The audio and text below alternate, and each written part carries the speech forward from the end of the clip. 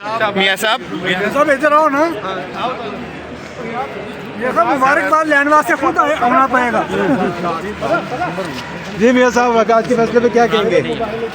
دیکھیں یہ اللہ رب العزت کا لطف و کرم ہے کہ بہت دیر ہوئی انصاف ملتے، مگر خوشی تو جہاں ہے وہاں ایک دکھ ہے. دکھ اس چیز کا ہے کہ پاکستان کو ڈبو دیا گیا ان فیصلوں نے، پاکستان کی معیشت تباہ کر دی گئی ان فیصلوں نے، پاکستانی قوم کو تقسیم کر دیا ان فیصلوں نے، اور پاکستان کے اداروں میں تقسیم کر دی گئی ان فیصلوں نے. تو اس کی تلافی کیسے ممکن ہوگی؟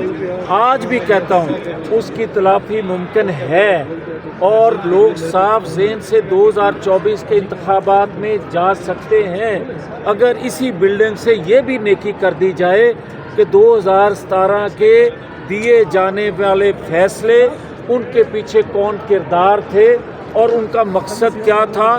کیا صرف ان کی اپنی منصوبہ بندی تھی، اپنا انتقام لینا تھا، یا عالمی قوتوں کی انوالومنٹ بھی تھی جو سی پیک کو مکمل ہوتا نہیں دیکھنا چاہتے تھے، جو پاکستان کو سٹیبل ہوتا نہیں دیکھنا چاہتے تھے، جو پاکستان ترقی کر رہا تھا اس کو روکنا چاہتے تھے.